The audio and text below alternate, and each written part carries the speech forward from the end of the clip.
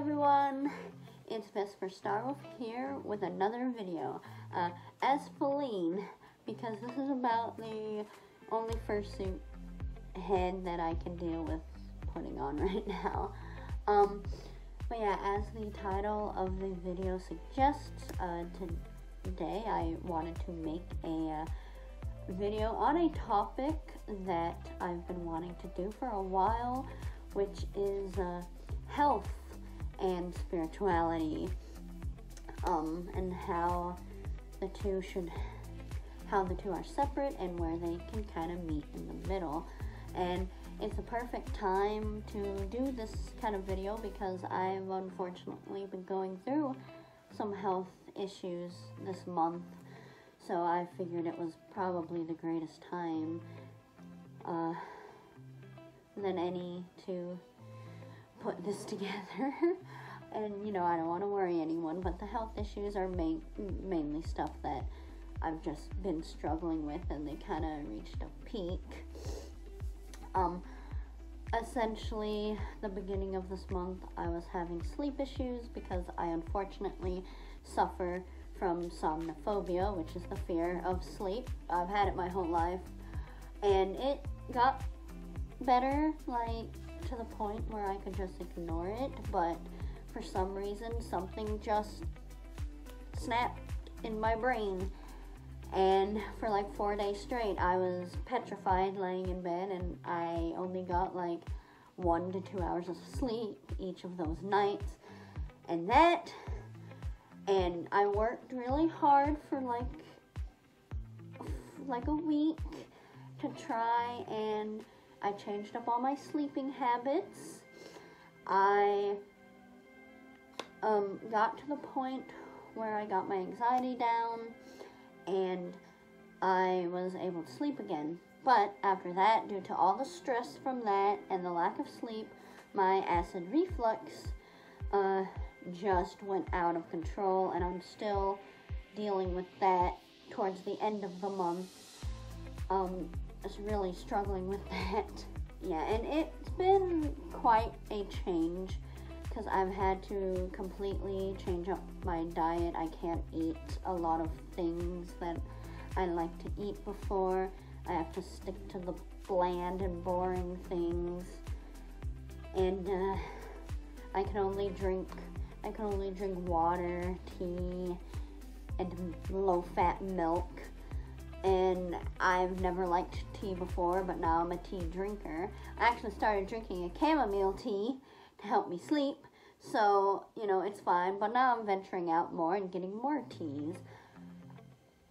I've got a, marshmallow root tea that's supposed to be good for helping with the acid. And I've been trying new foods, too. I tried aloe vera juice, which I was really sketched out by because, you know, you put aloe on your skin to help with burning, but it's apparently, edible. So I got that in a juice, and I didn't think I'd like it, but it's actually very sweet, and it actually does seem to help cut back on the acid. So there's that. I'm taking medicine. It's a lot, and I don't even know if it's helping out with me, but I'm gonna keep trying, I guess. So what does all that have to do with the spirituality side of things? Well, first, I would like to put a disclaimer that I am not a doctor, and so you should not take medical advice from me. But I am going to talk about health and spirituality, because you see people who get a little too deep into it online, on these online spaces, and they will encourage very bad practices, okay? So, I've said this before, but spirituality is not a replacement for your medical stuff. It is a supplement. So, you know, to use an example, say you need to take vitamin D. Just because you're taking low gummies or what have you doesn't mean you should stop going outside and getting sunlight. So, you know, never stop taking your medicine that you have to take because you think you can spiritually or metaphysically fix your issues. I just want to say that outright because it's very important that you still do what is best for your body. You go to the doctor, you take your medicine, and what have you. You know, if you're bleeding out on the ground, you can start praying, but also call the emergency services, okay? That's where we are. So I told you about my own issues because I want to mention how it, like my own spiritual beliefs, have also helped me with my health issues. So yes, I am taking medicine. I've changed my diet and I've changed my sleep habits. I did everything I possibly could do in my own power to fix my issues. Alright? So, when I'm still, and I continue doing that. I don't stop it at all. But, because I am a spiritual person, I have found ways in my spiritual practice to also try to help me. There are videos on YouTube of different frequencies. You know, they're very calm, soothing, like meditative music. They have ones that are for like your different chakras, but they also have ones that are specific for like acid reflux or something. So, you know, while I'm doing other things, I might just play those and let them play in the background, you know, while I read or write. I actually had to stop writing because I just can't focus on it right now. But yeah, stuff like that, I'll let them play, and it's soothing, and it has actually helped me. Or I'll do like acid reflux specific yoga techniques, because you gotta be careful with different exercises with like acid reflux, because putting too much pressure on the stomach could just shoot the acid back up into your chest. So you gotta find more calm things. So stuff like that. I've asked Lucifer for help, and while a lot of the physical stuff, you know, is more of a struggle, he has helped with the sleeping part. You know, Lucifer for me is a very calm and soothing presence, and just having that energy around at night really helps me fall asleep. And, you know, and it's a win-win because he loves being around his devotees, and he likes tea, and he's been trying to get me to drink more tea, and he finally won out. So stuff like that. It's how I've been trying to balance things. And another interesting thing is with my sleeping issues, even when I started being able to sleep, I still felt miserable, and that's when I learned about sleep dips. So, and for every hour of sleep you miss, you need to like sleep 4 hours to make that up. So I was drained, absolutely. And I remember when I was struggling through it, I asked Lucifer, I was like, I asked him on the Ouija board, I was like, how many days am I gonna have to keep going through this? And he told me 10 days on the Ouija board. And I was like, okay. And, you know, I'm still, you know, it's healthy to have a layer of skepticism, even in these beliefs, so you don't go too far off the deep end, and you can stay grounded to reality. So I was like, okay, I'll take your word for it. But, you know, I'm still like, I feel like this is going to go on forever. But then I Googled, how long does it take to make up for lost sleep? Like when you're sleep deprived. And it said 9 days. And I'm like, oh my gosh. Because that he told me 10, and, everyone's different, but, yeah, it was accurate. Like, I marked on my calendar, like, when he said, and around then, I started feeling, alive again, essentially. Now I just struggle with the acid reflux, and it's still hard. I might have to ask him again when this will finally calm down. I've struggled with acid reflux my whole life, or most of my life, and I just kind of ignored it. And this is what happens when you ignore things. Spiritually, I've been, demons and even angels, because I do also work with Archangel Michael. I haven't really talked about that much. But they will put you through trials and tests. And this, to me, feels like this is your last chance kind of thing. And I hope it is not the you're too far gone kind of test. Because, I've made false promises before that I would change up my eating habits and I would be healthier. And then I always go back on that because it's hard to stay on a certain path like that, and this just feels like a failed test. I should have kept my word, but I didn't. So that is also another thing. If you promise you'll be healthy, keep those promises, because it will come back to bite you in the butt. That being said, that is what I can say on the physical side of things. But what about mental health? That is when we can start getting into some dangerous territory. Again, take your medicine if you have medicine to take. Please. It is very common, especially when you worship or work with deities, to fall into a religious psychosis. And we don't want that. So please take your medicine if you take it, and stay grounded. You always have to have that healthy level of just separation so you don't fly away, never to be seen again. A lot of people will argue that if you have mental health issues or what have you, that you shouldn't seek spirituality or work with deities. I do disagree, because I think as long as you are safe and smart about it, you can.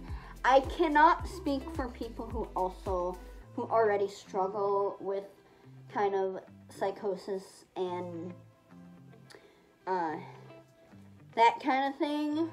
So, listen to your doctors. Do what you think is best for you.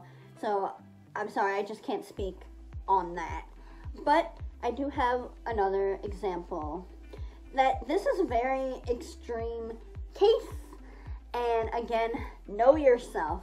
So this is also how spirituality can help, but also hinder your mental health.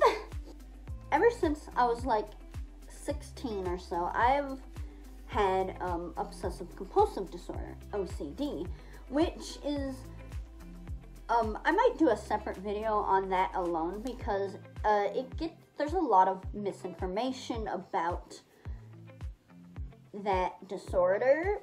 It's more than just wanting to keep clean and tidy, which I also do have the germophobia that comes with that, but I've gotten better in recent years. But I also had a religious-based OCD where I had a fear of getting possessed by demons.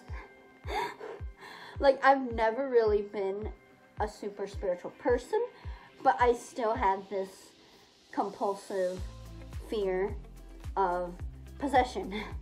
A lot of people would say I was very foolish to start working with demons, and it was at first. So I started working with Lucifer, and it was very miserable those first months. I was petrified of him but not. So, if you have the preconceived notions that demons are evil and everything, it's highly recommended you unpack that before you start working with demons. And the thing is, I didn't think they were evil. I knew they were helpful, and, you know, I have always loved the idea of demons and stuff. But, you know, with OCD, you know your fears are a bit ridiculous, but you just can't help it, essentially.